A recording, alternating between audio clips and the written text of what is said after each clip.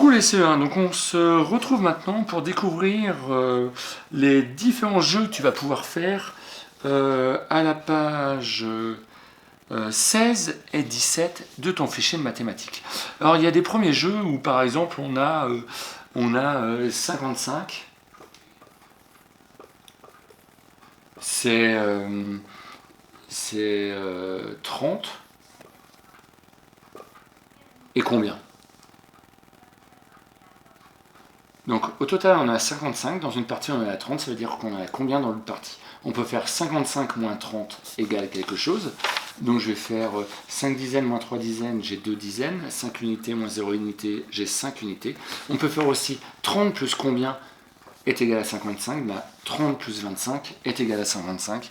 Tu sais jouer normalement maintenant à ce genre de jeu, il va falloir que tu complètes pour trouver soit une partie, soit celle-là, soit un tout. Combien il y en a en tout, ou combien il y en a dans une partie. Par exemple, si on veut savoir combien il y en a là, on va faire 55 moins 25, c'est égal à 30. Pour savoir combien il y en a là, on va faire 55 moins 30, c'est égal à 25. Et pour savoir combien il y en a au total, on va faire 30 plus 25, c'est égal à 55. Tu sais jouer maintenant très très bien au jeu numéro 1.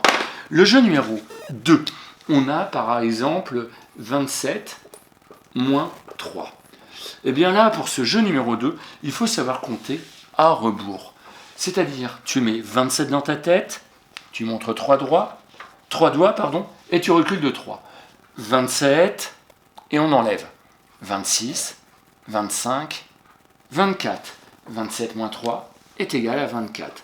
Je t'en donne un autre. On fait par exemple 84 moins 6. Eh bien, même jeu. On va montrer 6 doigts et il va falloir les enlever. Je mets 84 dans ma tête et je recule de 6.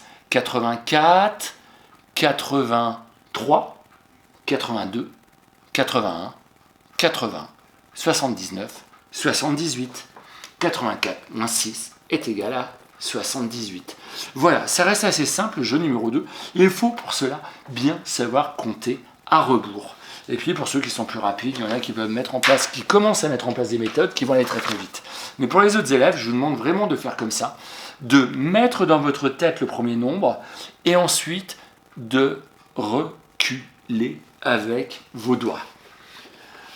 Le jeu numéro 3, il va falloir soustraire de la même manière. On a 20 moins 2. Je ne vais pas mettre 20 moins 2, je vais mettre par exemple 40 moins 2.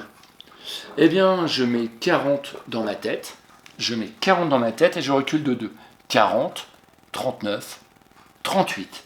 C'est égal à 38. Et je vais te demander de jouer de cette façon-là pour le jeu numéro 3. Mais par contre, là, il y a peut-être des élèves qui vont trouver des compléments à 10, qui vont mettre en place des méthodes en se disant, bah oui, ça plus ça fait 10, donc si je recule, là on est pile une dizaine, donc je vais réussir à trouver. Donc n'hésitez pas à fonctionner comme ça si vous êtes capable de le faire.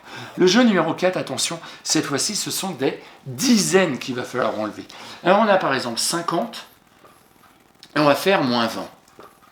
Alors là, cette fois-ci, je te déconseille de mettre 50 dans ta tête et de reculer de 20. Tu ne vas pas faire 50, 49, 48, 47, 46, 45, 44, 43, 42, 41, 40, 39, 38, 37, 36, 35, 34, 33, 32, 31, 30, c'est égal à 30. Mais c'est un peu embêtant de calculer comme ça. Mais là, tu vois qu'il n'y a pas d'unité. Et puis là, il y a des dizaines. Et toi, tu sais séparer les unités des dizaines. 0 unité moins 0 unité, c'est égal à combien d'unités? Eh bien oui, 0. Et 5 dizaines moins 2 dizaines, ah ben c'est un peu plus facile. J'ai 5 dizaines, j'enlève 2 dizaines, il m'en reste combien? Il m'en reste 3. Et là, tu vois, tu as la réponse. Là, c'est très rapide. Dès que tu sépares unité dizaine, c'est super facile, c'est super rapide. Sinon, tu as vu comme je l'ai fait, ça peut être très compliqué. Donc, pour le jeu numéro 4, c'est juste ça. Et enfin, le jeu numéro 5, c'est un peu le même jeu, sauf qu'ils ont rajouté des unités. Comme par exemple, 67 moins 30 est égal à... Eh bien là, tu as 7 unités, on n'enlève pas d'unité. Ben, il en reste 7. Et puis ensuite, tu as 6 dizaines. Eh bien, tu as 6 dizaines, tu enlèves 3 dizaines. Il t'en reste combien? Il t'en reste 3. et t'as ta réponse, pardon. Il en reste 37. Donc voilà.